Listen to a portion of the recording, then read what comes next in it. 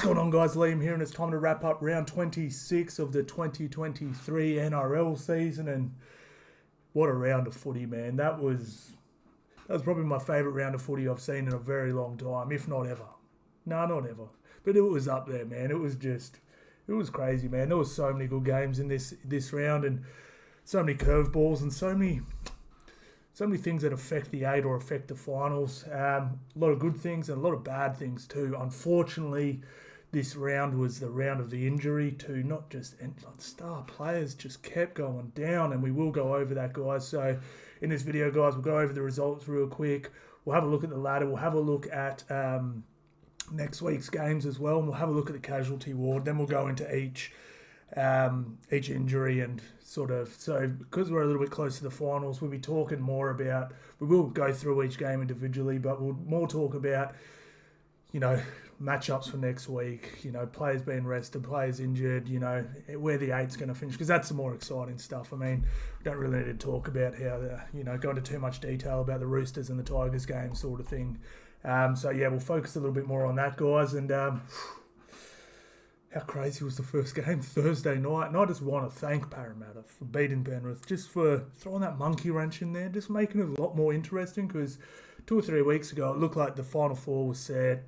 We knew who was going to be playing who. We knew blah, blah, blah. And then now it's just thrown it all up in the air, man. It's crazy. And got a lot to say on this one as well, because Jesus, some people were saying some wild things after this game, and I'll show you why that stuff was wild. I'll mention the stuff people were talking about and why I think it's crazy and stuff like that. But yeah, let's get into it. All right, Panthers go down to the Parramatta Eels 32. So that's their final game of the year. So good on Para. Yeah, we'll get into the game in a little bit more detail soon. Warriors get it done against the Dragons. Cowboys keep their season alive, defeating the Dolphins for their 4th home win of the year. Storm get it done against the Titans. Roosters beat the West Tigers, keep their season hopes, finals hopes alive as well. Broncos get it done against the Raiders. What a crazy game. I cannot wait to talk about that. Seagulls, I was about to say destroyed the Doggies, but I don't know. Do you call that destroyed? They got plenty of points scored on them as well. One sec, guys. This is an important message came through. Oh, beautiful. Yes, and then the Knights beat the Sharks and flexed on the Sharks for real. That was crazy. Can't wait to talk about that one as well. So have a quick look at the ladder now. And Broncos out on top, 42 points, 18 wins. Damn, 5 losses. That's insane. Congratulations to the Broncos, even if you go down next week and don't get that minor premiership. Just so good, so good. That's people think I'm tough on on TikTok. Everyone thinks I hate the Broncos. I don't. I expect a level to the Broncos every single year, just for a few reasons. Number one, it's a rugby league state. It's Brisbane is a rugby league city. I know the Dolphins are in this year, but they've been the only team in this big city. And, they've got all the big companies for third-party deals. They've always had good coaches. They've got a big nursery of players. Broncos should be in the top 6 every year, in my opinion. And when they're not, I'm pretty harsh on them, because I think they should. That's where they should be. But really good turnaround for them, and just such a great season for them. So good on them. Penrith slipped down to 2nd, but still looking the goods. Sorry, guys. Just another message. Sorry, I've just got something important going on, guys, so that's why I just got to keep an eye on that. I think that should be it for now. No more distractions. Warriors stay in 3rd, Storm stay in 4th, Knights move up to 5th, Sharks go down to 6th, Raiders slip down to 7th, hanging on by a thread, man. We thought this for and against could come to get them, and now it's come down the final round against the Sharkies. Oh, far out. How crazy. Bunnies obviously will get. Do they move up? Have they been awarded their 2 points yet? Do they move up to 32? I'm not too sure about that one. Sorry, guys. I'm not too sure. Oh, their bye looks like it's been calculated in, so I think that's where they are. But yeah, sorry, guys. I'm not 100% sure. 12 wins. Oh yes, it has, because they've got the same here. Yeah, so Bunnies stay in 8th. And Cowboys, Roosters stay in 9th and 10th. And I've heard mathematically Parramatta can still make it, but I don't see it happening. So yeah, it's obviously just a race between these 4 now. Who's going to get that final spot. You know, he's going to lock it down sort of thing. Absolutely crazy. Let's have a look at this. We'll do the ladder calculator. So we'll go to round 27. And all right, let's go. Let's say the Broncos beat the Storm. We'll go Manly to beat the Tigers. Oh, who's going to win this? We'll say Bunnies. We'll go the Wars to beat the Dolphins. We'll go Penrith to beat the Cowboys. We'll go Knights to beat the Dragons. We'll go Titans to beat the... And I think the Sharkies probably are good enough to get it done. Right, so where we end up? Right, so you end up Broncos on top, Penrith second, Wars third, Storm fourth, Bunnies fifth. Come on, man. Knights sixth. Nah, it's not going to happen. This ladder predictor is quite fun, actually. I was playing around with it. It is hard to do. Like, it's never works out properly, but it's pretty fun. All right, so let's have a quick look at next week's games. Actually, before we do, let's have a look at sports bet odds. So Penrith still favourites to win at $2.50 and Broncos in at $3, which I think that's about right. Like, Penrith to me are still favourites, and I'm going to try and save my finals chat for the finals. You know, I don't talk about it a whole heap now. Why I still think Penrith should be firm favourites. Even, let's say Broncos are playing better footy, I still think Penrith should be favourites. Then we have the Warriors, $11, Storm, $6.50. You know, that's pretty long. If you're a Wars fan, man, that's worth chucking a 20 on at least. Come on, man, that's long. Third place. Jesus Christ, they've only lost one more game than the Penrith Panthers. Knights 18, Sharkies 26, Raiders 101-1. Oh, look at that. Rabbitohs coming 8th and might not make the finals, and they're almost shorter than a lot of these other ones. Cowboys 91-1, and Roosters 46-1. Crazy. All right, so next week's games, guys. Before we get into this week, finish this week's off. So we've got Storm, Broncos. Now we're going to be talking about injuries and stuff soon. But I just wanted to go over the odds. So Broncos are pretty firm favourites. $1.48 to $2.67. That's crazy. I like the Storm at that price. I do think the Broncos have been better, but we'll get into that soon. All right, so the Rabbitohs take on the Sydney Roosters. So South Sydney paying $1.94 to $1.90. That is crazy. That is absolutely nuts. Be interesting. I think Jared Rea-Hargreaves is going to be out for that one. And then the next important game, we have the Panthers versus the Cowboys. Penrith paying $1.62 and Cowboys $2.31. That's a big one. And then what's the font? The odds aren't out for this game yet. But yeah, it's going to be a cracker as well. Who you got in these, guys? Drop them in the comments. I want to see early predictions. Broncos Storm, Rabbitohs Roosters. Who you got in those two? Who you got in Penrith Cowboys? And who you got in Sharkies Raiders? I want to see 1 to 12s as well, guys. Ooh, got some crackers, man. And Parramatta with the bye. All right, let's get into this game. All right, so Parramatta were just brilliant, man. No Moses. We'll get into the team stats in a minute. Now, I saw a lot of the other thing too. Obviously, Jerome Luai got injured in this game. Did his shoulder? Doesn't look good. It's a dislocation now. Dislocations, obviously the ball and socket, it comes out, and what it depends is whether it's bad or not is how much damage it does when it comes in and goes back in around the ligaments. For example, I've had a friend dislocate his shoulder in a fight and they put it back in and he fought on and was fine. It's like it never happened. That one, because of the force, I'm sure there's a lot more damage to the ligaments. Just guessing, but from what I heard on the Matty John show, it wasn't overly severe, but still sounds like it's going to need some rehab and that sort of stuff. So I'd say probably miss next week and maybe first week of the finals and then be okay, but we'll have to wait and see. But yeah, this was just a really great performance from Parramatta. It was Clint Gutherson just playing on one leg. What a warrior, man. Anyone that says Clint Gutherson's not a good footy player, I'll just fight you. It's just absurd that people say that. I'm never saying he's as good as Reece or as good as Dylan Edwards or, some of the top super elite ones, but he is a warrior, man. Mika Sivo, best game I've seen him play in 3 years. Seriously, he has been so bad the last year and a half. Just well, this year anyway, he had some pretty good games. But I started to notice it last year. Like, bro, he's built bigger than half these props, and he's been running into the line so soft. It's just been ridiculous. And he was carrying the ball up hard. He was just, no one was stopping him. It was great. Will was great. Bailey was great. Sean Russell, I mean, just role players. I thought DJ Nasty was great. He missed a couple tackles, but then Dylan Brown, someone in my TikTok comments the other week, I was talking about Schuster. I've never quite seen him as, like, even his ceiling being that high. And I said, I think Dylan Brown and Ezra Mam, and who was the other one I mentioned? Just another good young number 6 coming up. I can't remember who it was. I see them being far superior than Schuster in the future. And someone said, I think Dylan Brown's way underrated. I've never seen him do anything.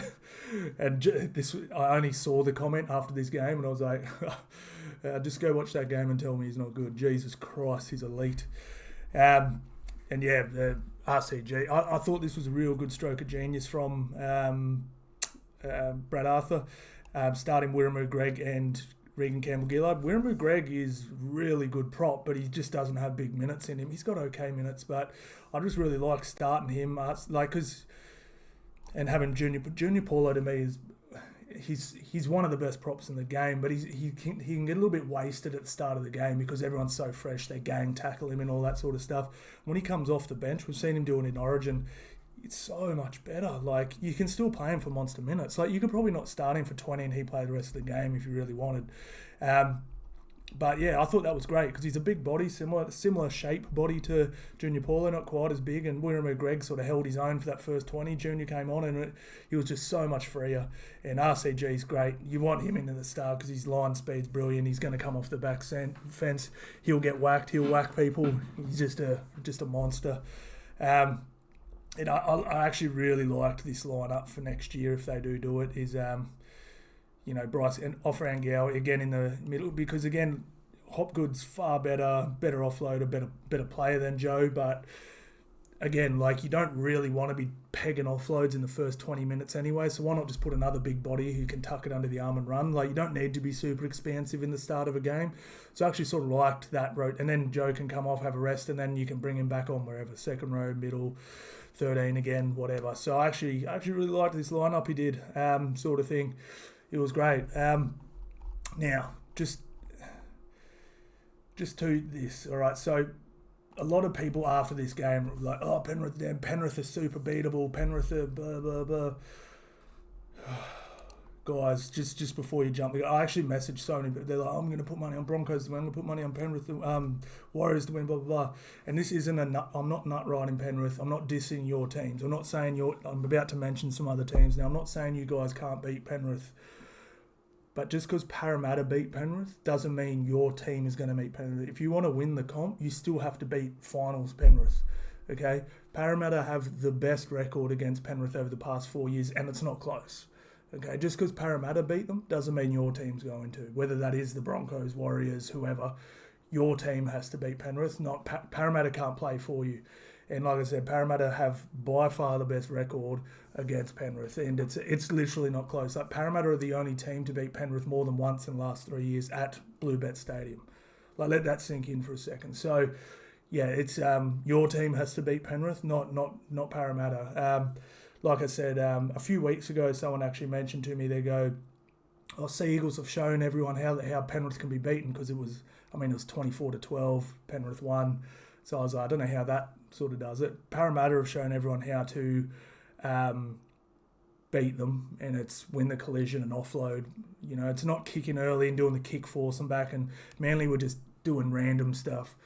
You win the collision, you offload, and you play off broken play, and you have people zipping up through the middle. Now the problem with this is, and this is why Penrith have been so good in the finals, and that's why I've said that finals Penrith's better than regular season Penrith. It's a lot easier in a club game to play like that. You know what I mean? Because it's a regular season club game. You can throw a bit of caution into the wind. But in a final, like if you're playing in a knockout semi-final game, are you really going to be pegging offloads out the back at will, sort of like Parramatta were? And that's why Parramatta last year beat Penrith comfortably twice last year. I I think they were both pretty comfortable. And then they played in the finals. They smashed them twice. You know, it's very, very different because when you play in the finals, you do usually put a bit of that stuff. You put it away, and then you end up in that grind with Penrith, and Penrith are king of the grind. So I would not be writing Penrith. You'd be an idiot to write Penrith off because Parramatta beat them. Like Parramatta beat Penrith regularly. It's like Penrith, they won 7 or 8 in a row, didn't look really like losing in a long time. I think the last loss was in the middle of Origin when they had 7 or 8 players out. Haven't looked like losing the game, and then Parramatta's now beat them, and everyone's like, oh, they're finished. It's like, bro, Parramatta beat Penrith all the time. You guys are crazy, man. Yeah, it's just funny the recently bias, you know that. But they made Penrith look vulnerable, so I can see why people were saying that. But yeah, and let's get into these stats and let me show you why they're not done. All right. The reason why they're not done is they actually beat Parramatta in every stat. If Penrith put these numbers up against just about every other team they win, they completed at 83%. They had more time in possession. They ran for more post-contact meters. They didn't have as many line breaks. They had more tackle breaks, substantially more set distance. Now, this was actually quite interesting. I'll get back to it. They won the ruck. They kick defusal was better. Their tackle efficiency was about the same. They had less missed tackles. They had same amount of errors, and penalties about 4, very low. So these numbers here will beat 14, 15 teams in the comp. It was just the way Parramatta played is they scored more points sort of thing. So like I said, I wouldn't be writing Parramatta off for this. Now, one thing, I'll get back to Penrith in a second, but this was the number I saw. So Penrith were pumping through the middle still, and they were great. Like their back 5 did quite well. But what actually happened was they didn't restrict Parramatta's meters. Parramatta sort of matched them. And the one massive difference I noticed, one was they missed Dylan Edwards' meters and Taruva's meters a bit coming out of like Crichton. He actually ran for close to 200, if not 200. But it didn't have that. They weren't the same. You know, Taruva and Dylan Edwards, they hit, they bang, they get to the ground, they play the ball quickly. Crichton's a bit taller and lankier. He gets put on his back. He doesn't get the set started as good as those guys. But that was a pretty big difference. And obviously they're coming back into the team next week, so that'll get fixed. But yeah, the defensive intensity from Fisher, Harris and Moses wasn't there like it normally is. They weren't smacking and dragging like they normally do. And Mitch Kenny in here as well, you know, just not hitting and dragging as well. And then obviously Sonny Luke comes on. He's even smaller, and you know he can't hit and drag a whole heap either. And then Luai goes out. So there was this to me was just, it was actually a bit of a mistake from Cleary, but I don't know if he didn't see. That was the other thing too. I watched the press conference with him after, and he did not seem bothered at all. He wasn't mad. He wasn't angry. He was just like, oh, I saw this sort of brewing, and you know. Yeah, no, we'll just fix it up. Yeah, we'll get most of them back next week. Like, he didn't seem... I was really interested in what he said, like whether he was going to be mad at the guys. He was like, no, look, just need to clean up these areas. I felt like we were probably going to have a loss on the run in, and he was just so calm about it. Like, it was just like, yeah, we'll be better. You know, it was just like, oh, that's scary. That's scary. And also this kid here, I heard he's a gun, but he missed quite a few tackles, and yeah, obviously, if Dylan Edwards... I mean, I know if Dylan Edwards is there and Crichton was actually playing in the centres, I think that would have been just fine. But yeah, so definitely missed the defensive intensity from this normally super potent, and then yeah, just the smaller body and Cogger, and then yeah, just missed the meters out the back here. But yeah, full credit to Parramatta, they were absolutely brilliant. I mean, yeah, but like I said, Penrith nearly won every stat. There's only a handful of stats that Parramatta actually won. They ended up getting the offload. But yeah, we'll get to the players in a second. It was actually funny. Another one. Man, my TikTok comments are hilarious. Just follow me on TikTok, and when I ask a question, just read how stupid some of the stuff people say. Most of my community are legends, and it's not even stupid. It's just, to be honest, most of the regular, like, you know, my camera's that's sideways. That's why I was wondering what's going on there. yeah, most of the people that, like our community great, but then you just have someone come in and they just say something crazy. They're like, someone goes, man, you saw when Luai was out how terrible Nathan Cleary was. I was like, bro, he was dead set the only player trying. His goal kicking was horrendous, but scored a try, like all on his own, as a half, ran for 196 metres, 21 post contact, line break, assist, try assist, and 4 tackle breaks. That's ridiculously good, man. I don't know if that's a bad effort from a half. Jesus Christ. I don't know what is. But yeah, this Jesse McLean guy, he was 12 tackles made, 4 missed, and there was one where he didn't get a hand on someone. So it doesn't count as a tackle break, but yeah, it was pretty bad. Like I said, Crichton's numbers don't look horrendous, but it's more the way, like, you know what I'm talking about. When Torto and Dylan Edwards hit the line, they go bang, they hit the seam, they get to their front, they play the ball quickly. Just because, Crichton can't help it. He's 6'3" or 4 or whatever. You get put on your back easier, and the sets weren't getting started like they normally do. And I don't really like him as a fullback, and that's why I was really surprised Bulldogs bought him for $850, because I genuinely think he's a centre or a winger. I don't like him at fullback at all. Not saying he can't play it. The way the game's played now, yeah, I don't know. I'm not a huge fan. Of course he can play it though, and Bulldogs would be better with him in it. But still not bad numbers. 203 metres, 2 line breaks, 2 try assists, 4 tackle breaks. They're still great numbers. He's that sort of player. It just doesn't fit the way Penrith play. That's probably the right words. Saying it wasn't a good effort or he's not good is probably probably a bit harsh on old Crichton putting up those crazy numbers. Get a few Parramatta stats. Who was good here? It was just a real... This is a funny thing. Like, none of the stats really jump out. Junior Paulo, again, like 175 metres. That's great. Dylan Brown, 99. But yeah, it's more like Dylan Brown, look at this. That flick pass he did at the start was brilliant. 99 metres, 23 post contact, line break assist, 2 try assists. That's great. Bailey Simonson. What was it? So only 85 metres, but yeah, 2 line break assists, 2 try assists. Mika Sivo, 4 line breaks. Jesus Christ, 138 metres. But it was more, he played hard. It was so good. It was so good. Good season, Parramatta.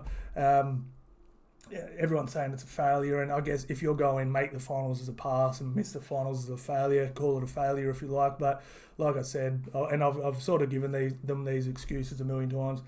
Key injuries to key players at key times. No help with the buys over Origin period. They had the most 5-day turnarounds. They played the most teams coming off buys throughout the years, like substantially. Like at the start of the year when they were missing players, and it was sort of from game 2 to game 7. Every team they played was coming off a bye, and they hadn't. It's just tough, man. You're playing fresh teams each week. So, like I said, I think they're a better footy team than where they end up finishing 11th. I sort of think they're probably in and around this area. I think they're probably around Sharks, Raiders, Rabbitohs level. I think they're around these teams. Just a few results didn't go their way, and they missed out. That's the way it goes sometimes, man. Sometimes cookie doesn't crumble your way. But yeah, so in short, I would not be writing Penrith off, and if you're a Parramatta supporter, you've got plenty to look forward to next year. Warriors, Dragons. Now, I had to write something down. I forgot what happened in this game. So the game started with... we nearly had the fastest try of all time, which, man, I don't know. I thought it might have been, and I was like, come on, man, just let that one slide. That would have been cool. But yeah, it was quite even. There was back and forth. I felt like Warriors flexed, and it sort of started to look really strong. Dragons had a few things not go their way. They lost their whole left edge in about 2 seconds. And like I said, I think the Dragons are genuinely better than when they're sort of sitting on the ladder. I think they're playing pretty damn good. And I just want to give this guy here a rap. I've been giving him a rap quite the last few weeks. Blake Laurie, I dead set think, and people are probably going to think, I think he might be one of the most improved players in the league. Not forwards, just full stop. Like, he's putting up Payne Haas numbers, man. He's been incredible. Massive minutes, like impactful runs, great shots, line speed's good. Like, he's been amazing. And yeah, I just can't give him a big enough rap. Like, everyone bags the Dragons, and they're just like, oh, Ben Hunt's the only good player there, and everyone else. So I'm like, man, this dude has been putting him week in, week out, and been brilliant. So good on you, Laurie, man. You've been great. But yeah, those Warriors, man, they look good. They look, like I said, I've just written in my notes, they look a little flat. But again, one eye on the finals, long season. Warriors have had tons of injuries too. They've had players in and out of this team all the time. They've had a big season, man. So wouldn't be surprised at all if they are just a little flat. And just, I'm sure we're going to see a new rejuvenated Warriors next week. Round one of the finals. And just another massive shout out to the Warriors for doing what they've done. What they've done is special, man. And what they don't realise what they've done as well, they've given all these teams massive hope for next year. You know what I mean? Like, normally when you say you finish here, and this is why I'll talk about the Doggies later, but like, for example, the Doggies, I had to make, we're going to go up. Like, you don't really want to be slipping down. Like, normally you'll be finish 15th 1 year, then you'll go 12th, and then you'll be fighting for the 8, and then you can push in. Like, Broncos, for example, 3-4 years ago, they got the wooden spoon. A couple of years, next year they came, I think, 14th, and then last year they came 9th or 10th, bumped out of the finals, and now they're right up there. It doesn't normally go, 15th, 16th, 3rd, and it really does give hope to all these bottom teams. Well, the Warriors did it, so can we, So good on you, Waz. Good on yous. I thought Montoya was brilliant. DWZ was brilliant. Metcalf did his hamstring though, man. So again, another big player. We're going to be saying this about every time. I thought Wade Egan was brilliant. Adam Fanua-Blake, god damn it, man, he's so good. Let's have a look at the Beast's numbers. He's got to be close to Dalian proper year, man. Look at this. 71 minutes. Got a try. Should have had 2. 223 metres. 92 post-contact. Think about it for a second. He ran 32 metres with blokes hanging off him in the line break. 3 tackle busts. It's ridiculous. Absolutely ridiculous. Nickel Coolstar, geez, they're a better team with him in it. I love that other kid that filled in for him, but he just really gets his set going real nice. 217 run metres, 68 post contact, 1 line break, 9 tackle busts. Jesus, that's ridiculous. And pretty slack night for DWZ, eh? What 123 metres, no tries? Come on, man. I want to give Tohu Harris a big shout out too. Look at that, because 200 metres, 80 post contact. That's ridiculous, man. 1 line break. One little worry I have for the Warriors, and this is sort of what Broncos had the last few years, is, and Parramatta are actually a good one, very similar to Junior Paulo and Payne Haas, that when he goes off, you do notice a big drop in their go forward. And Tohu Harris chipped in this week with some pretty big metres, but that's why he's almost been forced to play him for such big minutes. And I was saying last year, Payne Haas and Junior Paulo were just getting played for way too many minutes. And especially when you get into the finals, it's so much faster that you if you're playing that many minutes, I promise you, bro's going to be missing tackles at the end of the game, and you do not want to be missing tackles and have a flimsy middle sort of thing. But that's a concern. Bunty really needs to step his game up and try and chip in a bit more in the meter department, I think, because they'll just gang tackle Adam if I keep calling him Adam, Aiden Fanua-Blake, sort of thing. So yeah, we'll have to wait and see. But yeah, pretty a little bit concerning if I was a Warriors fan. But yeah, Jesus Christ, he's let's look at Blake Lawrie here. 70 minutes, 201 metres, 70 post contact, 4 tackle breaks. It's ridiculous. Absolutely ridiculous. They're like I said, they're Payne Haas numbers, man. That's crazy. Absolutely crazy. Have a look at the team stats for a minute. All right, so like I said, the score probably did reflect the game. It was one of those ones where it's like, it's definitely, they didn't really beat the Dragons that well. Like, that's what everyone would be saying. They could barely beat the Dragons. First of all, Dragons were pretty good. And there was never, I personally didn't ever feel like Dragons were going to win the game, sort of thing. I know people are going to talk about calls and all this sort of stuff. I just never felt like they were going to lose. But having said that, Dragons were really good. All right, so run meters, 1,800, that's great. Look at those post-contact. Jesus, average 43 meters a set, 36. Won the ruck, more offloads. Tackle efficiency, brilliant. 30 missed tackles. Like I said, if you're 30 or under, you're doing pretty good. Dragons 47. So 11 errors. Obviously, just want to tidy that up a little bit. That was a little bit of the old Warriors creeping in there, man. Don't want that. Definitely don't want that.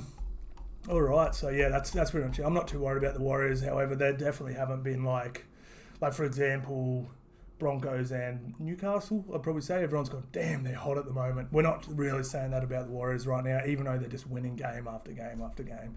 It's more like, solid win. They won. Great attendance too for the Warriors. Shout out to all the Kiwi bros getting out there and supporting your team. Legends.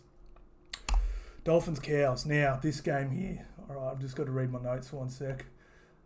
Because I was super interested in this game and I was watching it like a hawk. I was like, because I knew who they were playing next week and I wanted to see if I saw anything that would let me think that they could beat the Penrith Panthers in Penrith.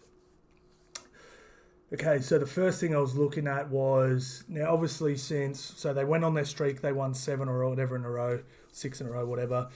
And then I said, they hadn't even finished their run yet. They beat Manly, but like I said, they faded in the second half. They beat Parramatta, but faded in the second half.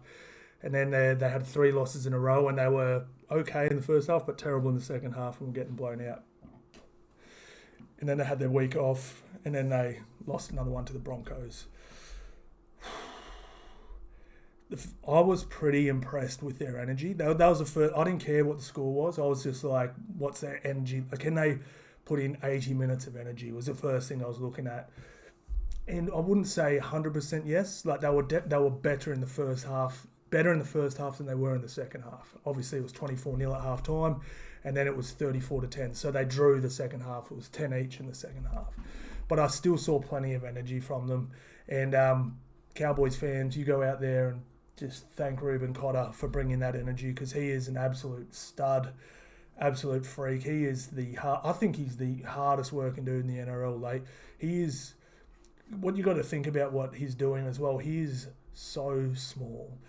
Every tackle takes more energy. Like you got to understand when you're massive like Fnor, Blake or Payne, you pretty much grab a bloke and just tip your body weight and the dude will go down. He literally has to drive dudes. Like what he's doing is so incredible. His energy, and just on Reuben Cotter, so the first 20, 25 minutes, I thought the Cowboys were substantially better. And then again, similar to the game the week before, when Reuben Cotter went off, I definitely did notice a little drop in that intensity. Not necessarily they were worse or anything, but he leads their line speed. He puts blokes on their back. He's fast. And then in offense, he hits, spins, gets to the ground and plays the ball. And then you're playing your next play.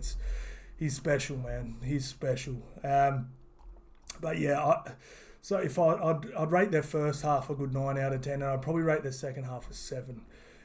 Just because it was 10-all and the Dolphins were awful. Dolphins' fifth plays were they completed 63%.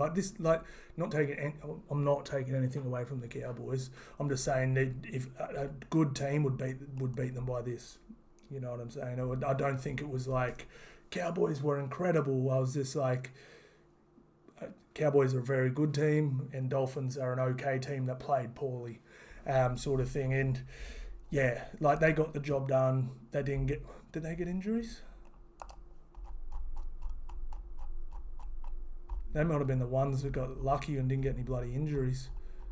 Nanai was already out, wasn't he? And Vellamy's out too. Oh, they're such big outs.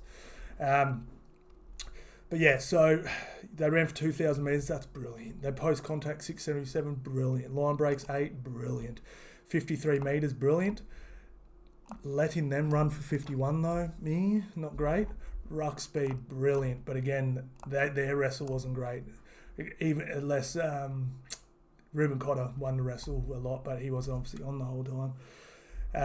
Couldn't wrap up the ball as well. That was a little bit. That was again them just throwing the ball around at the end. Don't take too much notice of that stat. What else we got? Great 40-20. Tackle efficiency not great. So there's still a bit to work on for the Cows. I mean, again, not bad, but they missed 34 tackles, not too bad. and then errors 9 again. So like I look at this performance, and I look at some of these numbers, and I'm like, perfect. And then other numbers, I'm like, it's okay. So I guess my overall rating of this game would probably be like a 7.5. Just like, you did your job, you did a good job. Is it enough to go down and beat Penrith? Unless they're resting players, I'm not too sure. I didn't see enough that would go, oh, they're going to Penrith.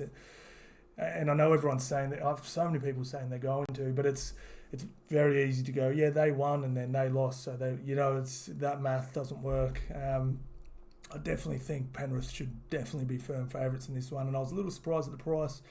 But we'll have to wait and see if players are being rested and stuff like that. But so yeah, Drinkwater had flashes of brilliance. Kyle Felt was brilliant. Laybutt was not too bad. Peter Hickey was great. Actually, their back five was all really good.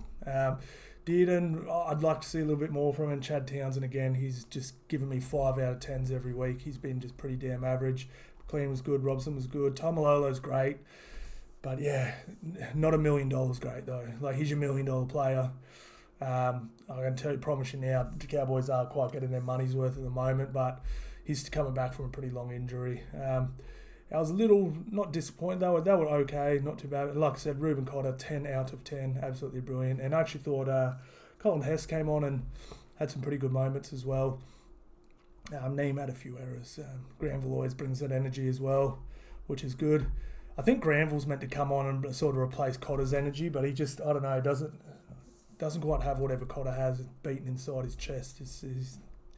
Maybe he used to, but I've got a good story about him. I'll tell another day about him coming up. I won't get into it now. And Dolphins look pretty solid, but nothing too crazy. But yeah, Kyle Felt, look at these numbers: 225, 2 line breaks. Not too shabby. Drinky, I mean, not crazy meters, but 4 line break assists, a try, 6 and 5 tackle breaks. God damn. And like I said, Peter Hickey, 213 meters. But yeah, the back five really, look at that. Look at those numbers from their back five. Their forwards really didn't have to do a whole heap of running. Like Jordan McLean, 110. Like Jason Tamalolo, 152, sorry. And Ruben Cotter, just 152. So good, man. He's brilliant. Absolutely brilliant. But yeah, Cowboys, I mean, they could. There's a very good chance they're playing their last game next weekend. We'll have to wait and see, but yeah, it's going to be a tall task. I want to give Jermaine Asako and Hamaso a massive shout out too. They were brilliant, 216 and 271 metres respectively. Hamaso, 1 line break assist, 1 try assist, 10 tackle breaks. Jesus Christ. Asako, 271, 69 post contact, 2 line breaks and 7 tackle breaks. Just great. Bloody great. Those guys can hold their heads pretty damn high this year, I can tell you what. Storm Titans. Now, let's have a look at quick team stats straight away. This is a really high-quality game from both teams. Look at these completion rates, 81 to 84%. Both teams running for over 1,500. Both teams over 550 post-contact metres. 7 to 8 line breaks. Like this, Titans, like there's such thing as a good loss. Tackle breaks, 36 to 43. Melbourne Storm ran for 50, Titans ran for 41. Melbourne's wrestle got them. Like, Titans were playing the ball really slow. If you're over 4 seconds, you're pretty damn slow. Offloads, look at that, 18 offloads, and they completed at 84%. That's brilliant. That's so damn good. Tackle efficiency pretty low from Melbourne, and pretty low from the Titans as well. But yeah, it was a good game. I actually really enjoyed this. It's really good to see Pappy back, the king. But again, injuries, lads. Jerome Hughes and Harry Grant. Oh, where is he? Oh, there he is. He started off the bench. I actually really like that. I like him coming off the bench. I really do. Ryan Pappenhausen, it's good to see him back. It was hard to... He didn't look like old Pappy, but playing a very different position. He sort of came on as a running 13. And it's funny, when you haven't seen a player play in a long time, you only remember the crazy stuff they did. Like, when I close my eyes and think of Pappy, I just think of him just shredding teams apart. And obviously, he didn't do that all the time back in the day. It's just that's all you remember. So, like, when I was sitting there watching him, I was almost felt let down. Then I was like, oh, bro, like, as if he shredded the teams apart, like you remember every single time. You know, like, it's just, you just remember his highlights, you know. So, but I thought he looked pretty good. He looked like he'd filled up a little bit. Yeah, looked great. We hit Katoa on this one for a nice try scorer. That was good. Good on you, brother. Thank you for that. Warbrick, I'm telling you, this kid, he's going to be a premier winger, man. It's his first year in the league. He is built. He is built, man. Proper athlete, put together well, fast, good in contact. He's only learning the game, man. He's going to be something special, that kid. Jesus Christ. Thought Xavier Coates was great. Munster's just a freak. But yeah, it's Harry Grant being injured. Let's have a quick look at the casualty ward. Where are they, Melbourne? George Jennings out, Pene's out. So yeah, Jerome Hughes is named, but apparently Harry Grant is injured as well. We'll have to wait and see for that one. And I'd say Sportsbet think he is as well, just the odds they've given for that Broncos game. Because I dare say if he was playing that'd be a little closer, sort of thing. So yeah, we'll have to wait and see, but yeah, that's not good. Titans, brilliant. They've really found some resolve, and I'm really excited for them next year. Yeah, they're going to be a good team under Desi. They're going to be a really good team. Have a look at some players. Nick Meaney's been great. It's so hard. Like, I'd love to see Pappy back at fullback, but he's been so good. I didn't realise he played the junior club I played at down in Ballina. Ballina Seagulls. Man, we had some players down there, man. I used to love watching the bloke, like that Ballina Seagulls team. They used to have so many good players, like but there was this young Aboriginal family there was an Aboriginal family down there. Was it the Walkers? And they were just like, they were NRL standard, bro, but they just probably didn't have the body for it, or you know what I mean? They didn't go through the hectic systems, you know, they didn't go to like St Mary, you know what I mean? They weren't from these elite schools and the GPS schools and that sort of stuff. But man, I'm telling you, I saw some rugby league, I'm going to say NRL quality games at Ballina A-grade Seagulls. There's some players down there, man. There's quite a few good players that come out of Ballina. I remember Mitchell Orbison, quite a few, like not like superstars, but just like good quality players. Yeah, what else can I say about Storm? They're looking good. I really like their rotations. Like I said, Bellamy's been listening to me. I much prefer, like I said, Harry Grant's not going to win you the game in the first 9 minutes. Like I said, if you've been listening to me for a while, I was saying if you can hang in with the Melbourne Storm for 20 minutes, you can probably get them at the back end of the game. That's completely flipped now. They're now better in the last 20 minutes than they are at the start. So but you're much better off finishing strong, sort of thing. All right. Yeah, Katoa, they've found one there, man. Absolutely. He's the sort of guy, he's not going to light up the stats, but he sort of has pretty not bad stats at all, but he's just some players just hit different. Like Nakora from the Sharks, like you look at his stats a lot of the time, you know, but when he runs a ball, it's just damaging. Like he just moves a bit different. And I think this Katoa dude's, I had him as a try scorer because I just watched him run last week. I can't remember if he scored or not, but I was just watching every run he took, and I'm like, he's a chance of breaking through the line every time he gets the ball. It's not sometimes. It's not, even if you look like you could break the line half the time, that's brilliant. He looked like he was going to break the line every single time he carried last week. And I'm like, I'm putting him in as a try scorer. And sure enough, boom, got one. Beautiful. Thank you, brother. But yeah, Brimo had a pretty good game. He ended up getting a bit injured as well. Can't remember if he went off. But yeah, Brimo was great. I've seen a bit from him this year. I always thought he was a little overrated. Like, I'm like, I don't try to get, like, Billy Slater's talking about him being a top 5 fullback and all this stuff. I'm like, oh, not about that. But the last 2 weeks, I'm like, oh, yeah, I see something there. He's got a bit of gutho in him, but he's a bit of a bigger body, so he can break through tackles a little bit more. He doesn't get put on his back as hard. But yeah, look at his 2 tries, 2 line break assists, 2 try assists. Bloody brilliant. But yeah, let's not harp on about this game too much, and let's not harp on about this game too much either. However, geez, next week, it's going to be good, man. every time I watch this guy play on the wing, I'm just like, damn. Everyone was like, oh man, he sucks. He was a one year wonder. He wasn't even that good. I'm like, nah, bro. Robertson was playing him in the centres was the dumbest thing ever. And I said, if you've been watching me talk about rugby league all year, how many times did I say, put him back on the wing? Can someone show Trent Robinson his highlight reel from last year, please? Because he was, like, they were talking about him playing Origin, like 4 games in. Like, he was ridiculous. This kid was going to be one of the best wingers in the comp. And, I mean, look at his numbers.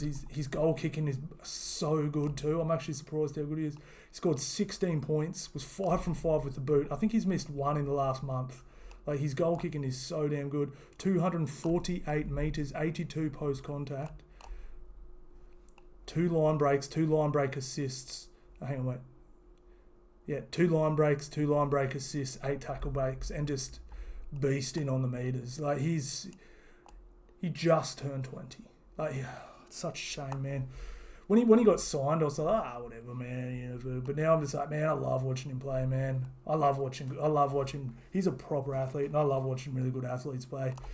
Jared Hargreaves, I think he's been suspended for 6 weeks for his shot on Abby Coruscant, just absolutely silliness. Again, I did a TikTok video about it, and it's not so much the shot that was horrendous. It's more, bro, you have a do-or-die game next week against the Bunnies to play finals. The game was dead, and you're shooting out the line and putting shots on the smallest bloke on the field. Like, what were you thinking, bro? And then you headbutt a dude. And I want to give Lindsay Collins some raps for sticking up to him. He actually put him in his place. Because I've seen this for years, and I love Jared. Actually, no, I've met him a bunch of times. I'm friends with one of his cousins, and I've drank beers with him multiple times. He's a legend. But the amount of times he's done something so stupid in a game, and all the Roosters players sort of just stand around. Lindsay Collins went up to him, shoved him out of it, grabbed him and said, dropped a few C-bombs, called him effing stupid, and he actually got into him, and you saw he backed up. It was great. Lindsay knew there was bigger fish to fry, and it was just like, who cares about if someone grabbed your jersey? You know what I mean? Like, of course, you just head hide one of the teammates. Of course, someone's going to run in and grab you.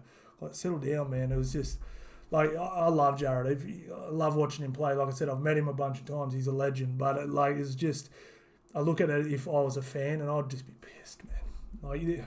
Like they're thin in the middles anyway, and now they're going to be missing him. So, yeah, it's a real shame. But anyway, let's move on. Let's not go on about too much. But like I said, I'm loving what the Tigers have been building. I'm not bagging them.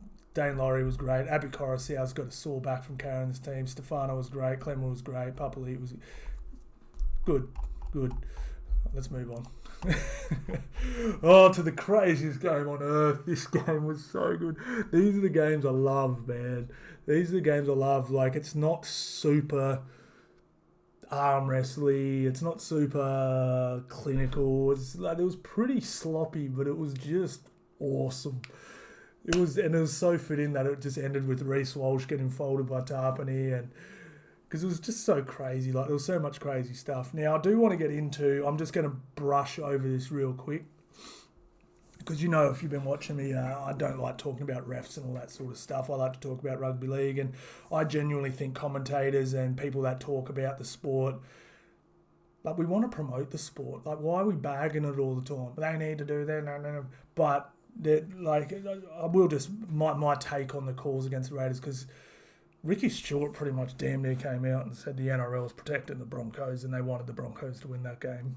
And, he didn't say that, but that's what I got from reading between the lines. If you don't believe me, go check out the post-match press conference. He was like, well, I know why we didn't get all the calls tonight. That's what he said.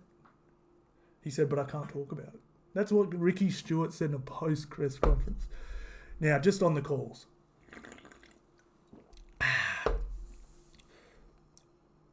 I think the Hudson Young one, just let it slide. Like, was it a penalty? Technically, yes. But does it worth a penalty? Like, what people need to understand too is we're presenting the game that we want it to be awesome, right? And the referee, as well as the referee, sort of has a job not only to referee and keep the players playing within the rules, they also have a bit of an obligation to make sure it's flowing and it's a nice, good game. You know what I'm saying? Like, technically, you could blow a penalty every set. Technically, like, literally, there's a hand on the ball when it shouldn't be. There's someone just held onto a you could literally blow up if you really want, but obviously you don't. You want to keep the flow of the game going. And for example, say the game's dead and you like flop onto someone, and then like let's say it's 44-10 and there's 3 minutes to go. You can pretty much lay on them as long as you want. They're not going to blow a penalty because the guy's not trying to get the game. They don't care. But if you're got a roll on and the game's close and you purposely lay on someone a bit long and they're trying to get up really quickly, they'll blow a penalty. It's a grey area sort of thing, and that's why there's so much opinion on whether it was and wasn't penalties. And if you're a Broncos fan, it was a penalty. If it wasn't, if you're not, it's not. There's a lot of grey areas. But to me, the refs do have a job to keep the game flowing, and just keep it relatively balanced. Now there was 2 6-agains that the Broncos got, and I'm not picking on the Broncos here. Let me finish my sentences before you start commenting that I hate the Broncos. There was 2 in the first half and 1 in the second half, just 6-agains, where it was like, just let the game flow. Like, there was not much in them. Did he hang on for a 10th of a second too long? Yeah, but Broncos were still in great attacking position. Like, there was the first one, I remember Broncos were on probably the second or third tackle and they'd just gone over halfway. I can't remember who it was, just laid on for just a millisecond too long. Boop, 6 again. I'm like, they were still going to get to a good attacking spot. It didn't affect the game in any way. And then there was another one, very similar, like 10 minutes later. And instead of Broncos sort of kicking from 30 metres out, still would have had a good attacking kick. Broncos ended up with pretty much a full set of 6 inside the 20. And that happened like 3 times. And I was like, it didn't like help the Broncos win the game. And that's why I'm saying I still think Broncos played good enough to win this game. And I still think they would have won the game without those calls, to be honest. I just do. I don't think it actually affected, but it was just, I can see as a Canberra fan why you'd be pissed, because I had money on Broncos. I had no bias. I didn't care who won. And even I was like, they should have let that go. You know what I mean? And that was my honest opinion on those sort of penalties. There was those 3, and then the same one. Like, was it a penalty? It actually is. But again, it's just let it slide. Let's just play it. It sort of almost, it didn't ruin the game because I still thoroughly enjoyed it. But it was a little bit. It was just I can genuinely see if I was a Raiders fan why I'd be pissed off. I just would. There was no need for any of those penalties. Just if Broncos still probably would have won. So why ruin the game? If that makes sense. Now, you've just pissed Ricky off, you've pissed all their fans off, you pissed it. And if you just let those go and Broncos still won, there's nothing to complain about. You know what I mean? There's just you wouldn't have got in trouble for not blowing those penalties, or giving those 6 games. But anyway, that's enough. That's the most you'll ever hear me talking about the refs. And it was very impartial, very impartial. I should be a politician. All right, what have I written down about this one? Yeah, like I said, I just loved this game. It was full of errors. It was just fun to watch, man. I really didn't like it. Rapana, man, that was the other one too. The Rapana sin bin. I don't think it should have been a sin bin, but at the same time, Rapana, what are you doing, you idiot? Like, okay, so I don't think he should have been sin bin for this, but I've seen him probably should have been sin bin 2 or 3 times in the last 2 or 3 weeks where he hasn't, where he's just slid in with knees, tripped, kicking it. Like, it's just like, bro, like, what are you doing? You can't do that. Like, that could only be 10 in the bin or a penalty. You're not going to stop him with your foot. Like, you can't. It can only be a penalty. When you slide in with your knees, it's only going to be a penalty or a sin bin. So, like, it was sort of like, I was sort of like sucked into Rapana because I was like, dude, just, what are you doing? But then at the same time, I don't think it was harsh enough to almost again ruin the game. So, yeah, it sort of sucked. And he was awful in the last 10 minutes as well. He gave Broncos penalties and stuff like that, and pretty damn bad. But I liked Jack White in the centres. I liked having 2 genuine halves in there. I liked a lot of what the Raiders did. Hudson Young, way too many penalties. His discipline was horrible. I thought Whitehead was brilliant. Big Papa was absolutely, like, Payne was starting to really turn it on, and then Papa came on and didn't stop him, but he started sort of matching Payne's energy. He was really, really good. But yeah, pretty disappointing from the Raiders. I think they could have been better. I genuinely think that I thought they had the momentum in the game enough. I think they had enough momentum enough times in this game to win it. Broncos were electric, fast, powerful, ferocious, like a lot of all the really good words, but they were also pretty damn sloppy, and you noticed a massive difference without Reynolds and Carrigan in the team. They still had the tenacity, they still had the line speed, they still had the tackle efficiency, they still had the brilliance, but they were a little sloppy, you know what I mean? So, like I said a million times, Broncos, like I said, pray to God that Reynolds is, I've been saying this all year, but pray to God that Reynolds stays healthy, because I still think they're good enough to win games without him, but if a game gets rough or they get behind, you just saw in this game, it got a little bit of an arm wrestle. Raiders weren't going away, and there was a little bit of, you know what I mean? And if a few of those calls didn't go Broncos' way, I'm not saying they got favoured, but you know what I'm saying? It could have been a different story. Whereas if Reynolds was there, boom, kick to the clock, kick nice and early. Oh, we're getting beaten up here. Let's boot it down here. Turn with him around. You know what I mean? It would have been a completely different story, and that's why Reynolds is an absolute legend. Let's have a look at some meters. All right, so Tony Staggs, he's a good goal kicker, but he was disgusting. I had Tony Staggs as a try scorer as well. Thank you, my brother. We were on. Reece Walsh, 145 metres, 2 line breaks, 2 line break assists, 2 try assists, 8 tackle breaks. God damn. Tony Staggs was rocks and diamonds. He had some cracking moments, but had some stinkers as well. But that's just Tony. Want to give big shout out to Tommy Flegler. I can't remember if we did a video or said in a video.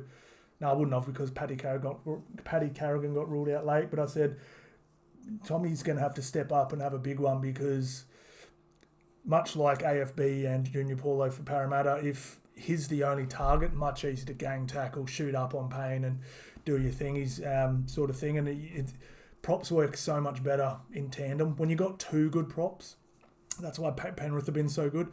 Let's target Moses. Then Fisher Harrow blast you on the others. You know what I mean? Like, when you have 2, and that's why it's been Paddy Carrigan, Payne, Paddy and Flegs. It's just like, well, who do we put the extra man or 2 on? You know, it becomes very hard. And I thought Flegs really stood up. Best game I've seen him play in a long time. So really, really good from him. Payne was pretty damn solid too. And I'm going to have to be harsh on him. He made an error. I think it's the first error he's made this year. Just dropped it in the ruck. Couldn't believe it. I was like, Jesus, Payne. But yeah, definitely something Broncos do have to tidy up a little bit. Completion rate 72%. Like I said, a good team will beat that Broncos team. If this Broncos team, these numbers turn up, like Penrith and Melbourne, Warriors would definitely get them, but Broncos definitely could play better. So 1,700 metres, great, and restricted a big Raiders pack to 1,200, absolutely brilliant. 600 post-contact metres for Broncos, brilliant. Lost the ruck a little bit, but not too bad. Offloads, pretty similar. Tackle efficiency, pretty poor from both, 84%. 36 missed tackles, not bad. Raiders 40. Errors only 9, and yeah, like I said, 13 errors, a little too high. But like I said, they were throwing the ball around pretty crazy, and only 4 penalties conceded. Great. This is what I think Ricky was getting at. Like, Broncos all, but I don't think Broncos are protected. But I tell you what, Paddy Carrigan, and he does seem to be able to, I know he didn't even play in this game, by the way. But I'm like, Jesus, Paddy seems to get a bit of leeway laying all over blokes. Like, I'm just like, damn, Paddy gets a bit of leeway. The refs just must love Paddy, man. Or maybe they're just at a dominant tackle, and I haven't heard the dominant tackle call or whatever. But I think that's what Ricky was like, how come we didn't get any penalties, sort of thing. So, anyway, what do you do?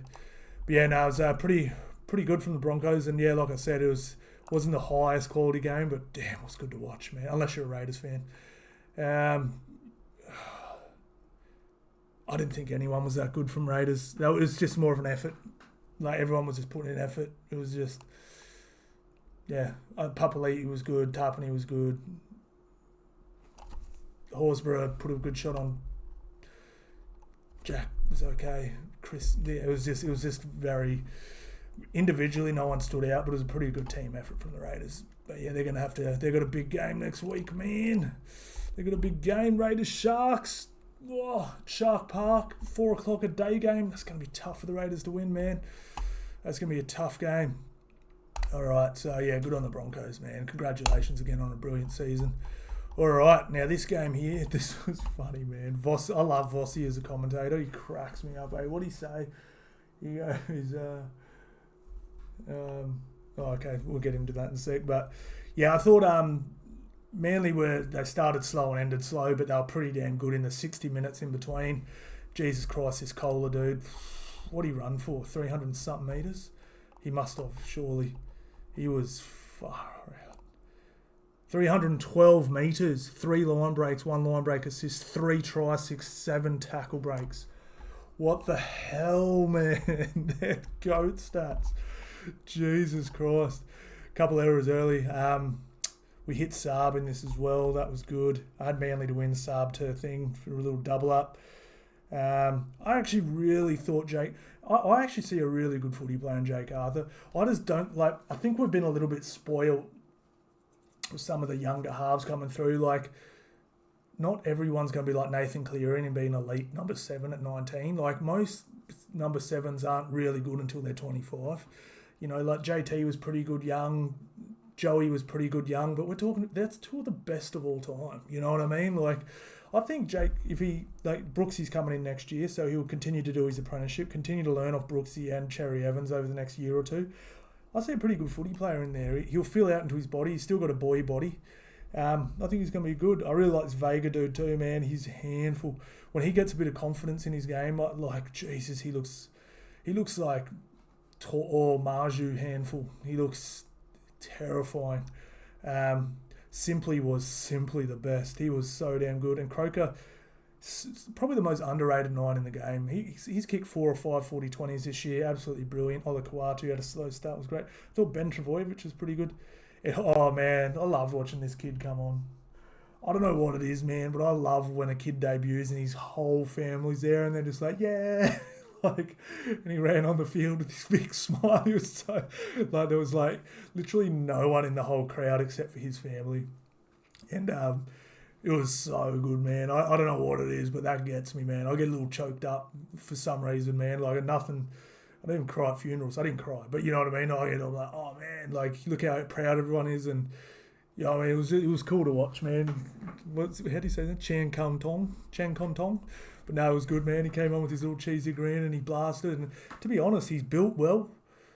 He's built nice and low to the ground as a hooker. His service looks nice. Nice line speed. His tackles look good. And yeah, he looks great. He looks like a really good, if he continues to develop. I know a lot of teams are looking to do the 2 hooker rotation sort of thing. And because he's built quite chunky and low to the ground, you could use him as a running lock as well if you lose a forward. So yeah, he looks like a good little player. And doggies are just awful. They're so bad, man. I mean, their stats are just the amount of missed tackles these guys make. It's ridiculous. I mean, Reid Marnie 9 missed tackles, man. Matt Burton 6. I mean, this actually isn't horrendous for them. They can,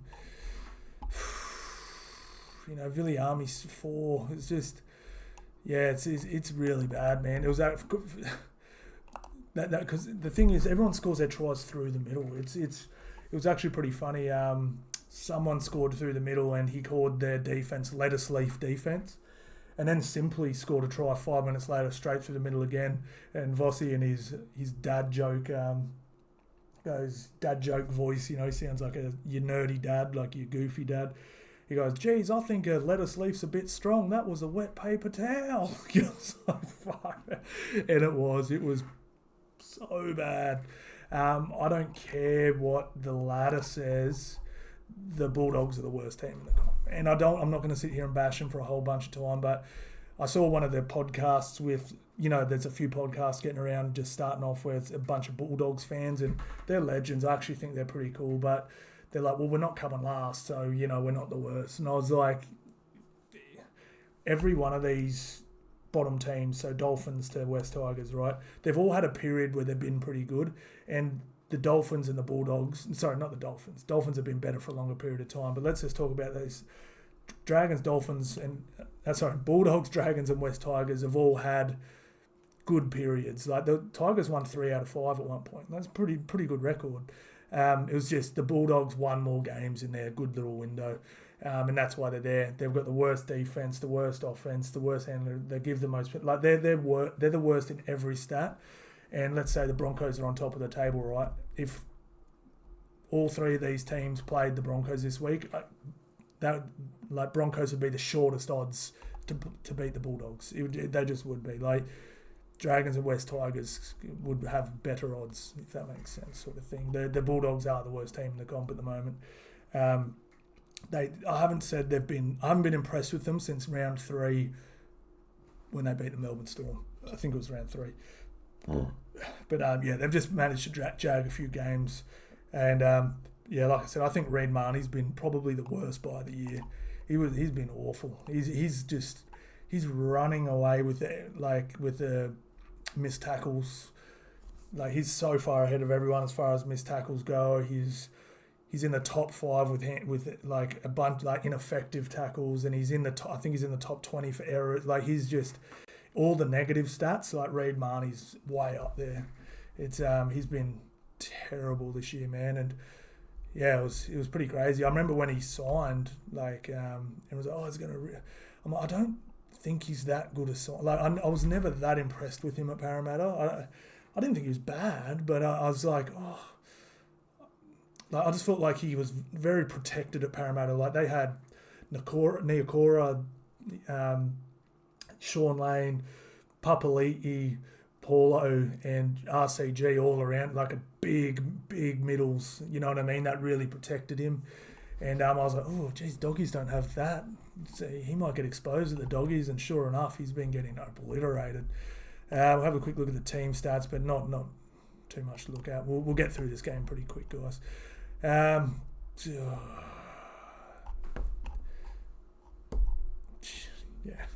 let's move on. No, I just actually quickly before I do, I really liked Jaylee Cherry Evans talking about Olakau'atu. I think he's going to have a big year next year, eh? Like he was saying how he's really impressed with the way he's learning, and he's starting to call plays and stuff like that. And Cherry Evans is a smart man. Like he's a highly intelligent dude, and just a quick wrap on him. He's been absolutely brilliant, man. Like I've never had him as best, maybe not even top 1 or 2, maybe even not top 3 half in the game, but he's consistently been in the top 4 or 5 since the day Lace debuted in the NRL. Like he's a bloody good player, man. Like I said, he's never been the tippy top of the pyramid, but he's been thereabouts for a bloody long time, and hasn't really had a dip in form ever. He's just been so damn good. Shout out to Cherry. But yeah, he had a lot of really nice things to say about Olakau'atu in this game, and he's pretty much said he's going to play rep footy next year. So pretty big raps. Like Cherry Evans has seen some players come and go, man. And I was a little worried about Olakau'atu maybe being one of these players that shows a lot of potential and never quite fulfills it. But I think he might. If he's got Cherry there, he's got the good people, right people around him. If he has the right mindset, I think he's going to be. I have a lot of faith in him. Sorry, guys, I need that Red Bull. Oh, this game here, man. Both teams missing players. This was a game, man. This had semi-final feel, 6-all at half-time. Had golden point written all over it. And then Knights just went, watch this. Now, both teams were missing players. Now, I thought Clune was really good last week. I watched the start of the Matty Johns show, and I had Marju as a try scorer. Got one. But he got one at the end. But at the start, I was like, he kept getting in the way of that play, that where they sweep out the back. He did ruin, like it wasn't a smooth going left when he was on the left. He got in the way a lot, or just didn't pull the trigger. Whether that was a nerves thing, like he's a backup player playing in a big game, and he didn't have the nerve to just bang it out, like just hook it to Marju, or best hit the flat or the guy at the back, or face ball. But yeah, I felt like he got in the way a lot in the first half, and I was sitting there fuming. I'm like, Marju could have 4 tries right now. You're killing me, because I had him and Mulatalo for 2 or more. And obviously didn't hit because he only got 1. But yeah, I reckon if Hastings was there, I reckon they could have probably blown this one out a bit earlier. And I reckon Marju would have had about 4 tries. They had them pretty, not stripped, but they had them close to stripped of quite a few times. And Clune just sort of got in the way a little bit. Not bad at all. Like he was everything you could ask of a backup number 7 in a big game. But it wasn't as fluid as if Hastings had been there. But of course it's not going to be. He's been there all year, training every week in that position and playing every week in that position. So I'm not bagging him, just I definitely noticed that because I had money on Marju. Of course I noticed it. This Dylan Lucas did. Damn. Freak. He runs nice, man. Watch this kid. Yeah. Knights flying, man. Knights are hot. Do you want to hear a funny thing? I was doing a TikTok live maybe at the very start of when Knights went on this run, which is 8 or 9 games or whatever it is. And someone asked me, they go, what? Because so obviously at this point they're sitting 14th or something like that. And someone goes to me, who do you think the Knights need to sign to be a top 4 team? And I went, yeah, good question. I pulled up their team list as we can see it now. And I went, dynamic fullback, big tall winger, big beastie winger that can get you meters, good veteran centre that's not going to let you down, big up and coming centre that can tear you apart. Running number 6, obviously Hastings was here, so good running number 6. They got a number 7 that can steer around the park. They've got a rep prop. They've got a nice solid Kiwi prop, veteran second rower. What's his name? Fitzy would have been here. A couple of veterans here and a nice ball playing lock. I'm like, no, they've got a great team. Like obviously you could like put Olakwatu in here or of course you could put hectic players in there and make the team better. But it was the first time in ever, and this is just before they went on their big run. I just went, they've got a really nicely balanced team. I'd never really just broken it down like that before, but I'm like, electric ball playing, tall winger, beast winger, veteran centre, up and coming centre, running. I'm like, wow, they've constructed a beautiful team. You know what I mean? It was just like obviously you could put Harry Grant in at 9. Of course they're going to be a bit better, but you get what I'm saying. I just sat there for the first time. Everyone went, Knights have a beautiful team. Like this is great. This is exactly what they need. One thing, and even then I said, they could probably fill their bench. But yeah, like it's not bad. It's just not the best bench sort of thing. But it's a great team, man. They've got a team. The Novocastrians. Connor Tracy was brilliant for mine, but I think everyone else in this back 5 I was really disappointed in. Moylan and Trindle just didn't fire. I thought the forwards were okay. Niokora was brilliant. But I felt like, let's have a look at their stats. I bet you their back 5's numbers are down. Connor Tracy's are up. But I said he was brilliant. Katoa 130, that's low for him. 113 for Amy, that's low for him. Talakai 137, that's pretty low for him. And I didn't feel like they were getting involved super heavily. And then that obviously strains their middles a little bit more. They have to do a little bit more work. But yeah, you can just see all their numbers way, way down. But yeah, credit to the Knights, man. They were absolutely brilliant. Look at that, 85. That's right. I've already looked at these numbers. Let me have a sip of this before we go through it. Knights, you have a rugby league team. Look at these numbers. An extra 10 minutes in time in possession. Completed at 85%. Ran for 2,000 metres. 700 post contact. 9 line breaks. 70 tackle breaks. Okay. Average set distance, 41. Play the ball speed, 364. Nothing crazy, but 9 offloads. Let's keep going. 89% tackle efficiency. Under 30 missed tackles, 29 missed tackles, 7 errors, 3 penalties conceded. These numbers right here are Penrith Broncos. Like, Penrith and the Broncos haven't pulled a stat line like this in very often this year. This is a top 4 stat line. Knights are putting together top 4 performances. They're genuinely. I think they're. I'm not saying they're better than, or I think they're playing as good around the wires sort of thing. I'd say they're slightly down from Penrith and the Broncos, but they're actually playing like a top 4 team. Like, these numbers here are better than anything Melbourne have put together this year. These are great. These are brilliant numbers. Like, only 3 penalties, 7 errors. You can deal with that. Obviously, you want a little lower, but 7's fine. You got to play some footy. Okay, 7 errors is, like I said, if you just get it under 10 and you're good. You know what I mean? 7, you can deal with that. You know what I mean? That's 3.5. It's fine. 3.5 a half. Didn't sound as cool. Under 30 missed tackles, tackle efficiency damn near 90%. This is top 4 numbers. They're coming 5th. Good on the Knights, man. And good on those fans for getting out there, showing up. 29,000 people. I want to give all the NRL fans a little rap, man. Crowds are up, man. I'm loving it. It's been absolutely brilliant. Absolutely brilliant. All right, let's have a real quick look at the casualty ward real quick. We'll see if they've updated it a little bit. So Pat Carrigan's here. So Reynolds isn't on here for some weird reason. But Paddy Carrigan, now they said he should be back round 1. They've just said foot. I don't know what that is. But we'll have to wait and see. But feet are a bit of a funny one because they you got to stay off them for them to heal. You know what I mean? So hopefully he can stay off it. Nanai, shoulders, not looking like he's going to be back for next week. Valamezia is a huge out. And then obviously we know Val Holmes is suspended as well. Let's have a look at...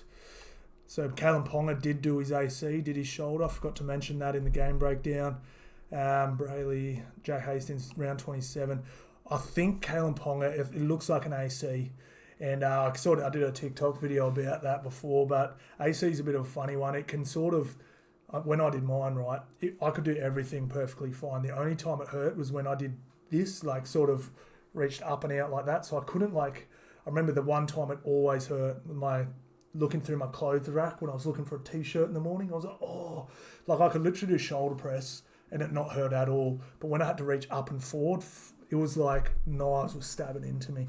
So hopefully a needle will fix that and he'll be fine and he can get it cleaned up at the end of the year. Jerome Luai, huge out, obviously. Again, we're not too sure. Shoulders are delicate. He could be back in a week or 2. He could be gone for the season. Tom Burgess, suspension final, so he's out. Trell Mitchell out as well. Teddy Headnock, he'll be back. Joey did his hamstring as well. That's what I mean. It was just the round of the injuries. Sorry, guys, I forgot to talk about the injuries a whole heap. I guess we're talking about them now.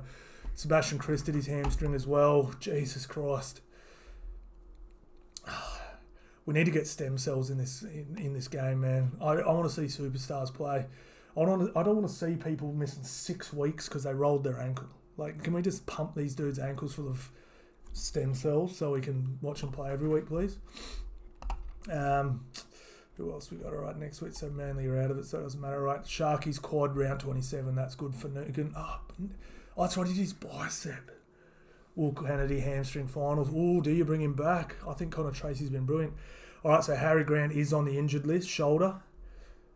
So we'll have to wait and see. And then, finals for Jerome Hughes. Titans are gone. Bloody Tavunga. They really need him. I like him coming off the bench. He's like a little mouldy. Is he mouldy or Samoan? He's like the mouldy or Samoan. Sorry for the offence. Ruben Cotter, just a little announcement, but bang, just like a little prop and get going. Rocco Berry, knee to be confirmed. Metcalf, hamstring. Come on, man. Don't do it to us, man. Get these boys some stem cells for real. And we've had a look at next week's games, but we've got some crackers, man. Broncos, Warriors. Bring it on. I'm done. Oh, I'm done. All right, guys. I'm out of here. Thank you all so much for watching, guys, and I'll see you on the next one.